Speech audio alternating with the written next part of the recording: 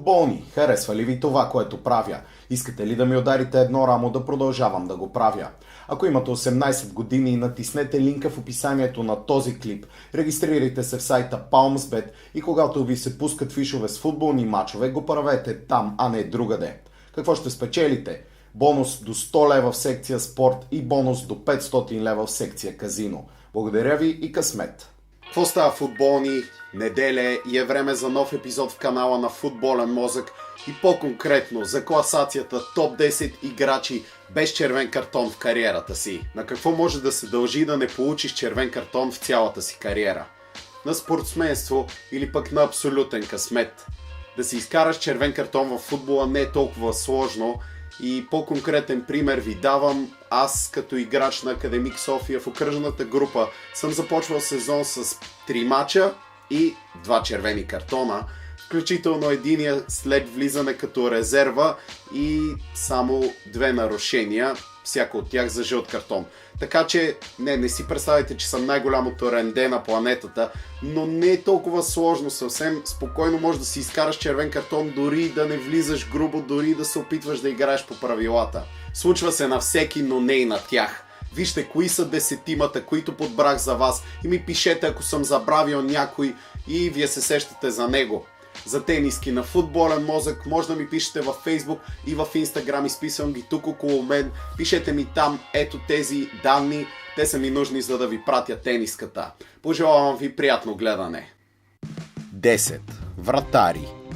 Отделям вратарите на специално място в класацията, защото въпреки, че и при тази позиция има физически контакт с противниковите футболисти, все пак той би следвало да се случва много по-рядко.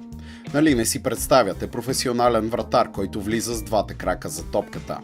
В добавка на това, вратарите без червен картон в кариерата си на национално и клубно ниво са много, а сред тях са имена като Мануел Нойер, Едвин Ван дер Сар и Петър Шмайхел.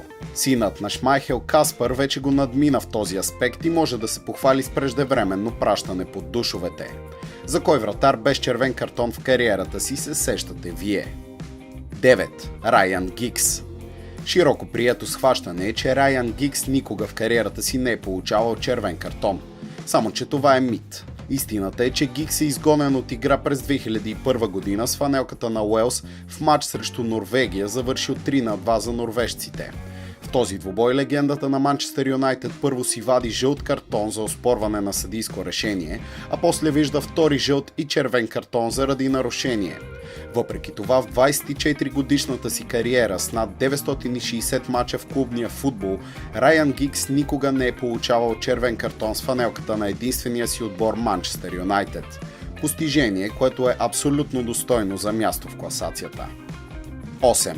Карим Бензема. В представата на много той е лошо момче заради секс скандала от преди няколко години, който в последствие му коства мястото му в националния отбор на Франция. На терена обаче изглежда е добряк. И въпреки, че е видимо борбен нападател, Бензема никога не е получавал червен картон в кариерата си. Самият той свързва скандала около него и тази статистика, написвайки в Twitter през 2016. 12 сезона като професионалист, 541 мача, 0 червени картона и 11 жълти картона. И някои хора поставят под въпрос примера, който давам. 7. Деймиан Дъв. Вероятно, доста от вас си спомнят русолявия халф на Челси и Ирландия. След над 730 мача с екипите на Блекбърн, Челси, Нюкасъл, Фулъм, Мелбърн, Шамрок и Ирландия, Дъв се отказа от футбола без да бъде някога изгонен от игра. 6. Йозеф Зовинек. Басловия, че не сте чували това име. Тук случаят е малко по-различен. До сега говорим за професионалисти, обучени, тренирани, знаещи какво значи фейрплей. Я сега си представете да излизаш всяка седмица в мачове от регионални аматьорски групи в Словакия и да не си изкараш червен картон. И не само червен, а да не си изкараш никога и жълт картон. Добавете и факта, че този футболист играе цели 60 години активно любимата си игра. Това е словакът Йозеф Зовинек, който през 1997 година печели наградата на FIFA за фейрплей. Ако зависи изцяло от личното ми мнение, бих му дал и първото място в класацията. 5. Мишел Платини. От аматьор към професионалист. Само че изглежда само на терена. Бившият халф на Ювентус и Франция никога не е получавал червен картон в блестящата си кариера. После обаче получи доста червени картони след корупционните скандали, които забърка като президент на УЕФА. 4. Андрес Иниеста. Няма смисъл да говорим за футболните качества на Иниеста. И на малките деца е ясно за какъв играч става дума. Интересен и не до толкова коментиран аспект от неговата игра обаче е фейрплеят. В над 800 мача за Барселона, Испания и японския Висел Кобе, Иниеста не е бил изгонван от игра.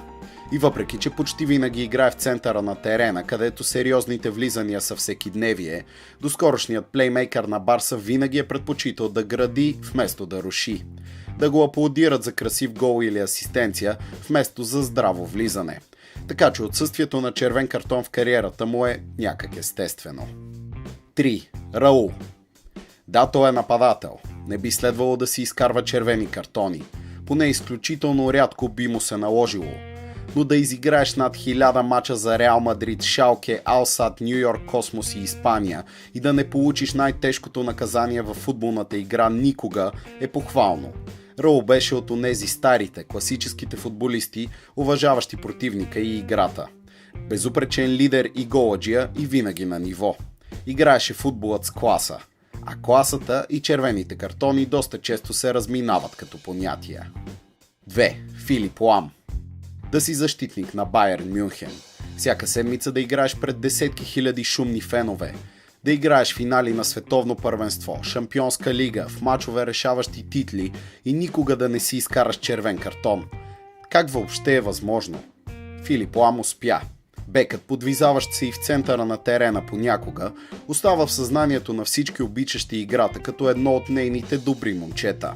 Много работоспособен, винаги кипящ от енергия, но никога агресивен. Лам заема второто място в класацията. А кой е пред него? 1. Гари Линекер. Сигурно се питате защо поставям този футболист пред Филип Лам, давайки си сметка, че Лам е защитник.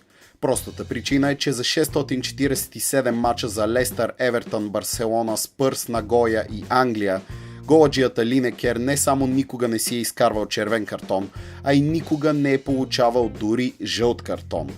Жълт картон можеш да получиш буквално за всичко. Бавене на игра, сдърпване, реплика, закъсняло влизане, събличане на фанелка. Какви са тези железни нерви в професионалния футбол да не се поддадеш и за секунда? Съвсем заслужено през 1990 година английската легенда и настоящ футболен анализатор получи наградата за фейрплей на FIFA заради удивителното си постижение. Някои британци уважават противниците си, за разлика от други. Футболни, това беше новия епизод в канала на Футболен мозък. Класацията топ 10 играчи без червен картон в кариерата си. Надявам се тя да ви е харесала и да ви е мотивирала да играете малко по-чисто любимата си игра.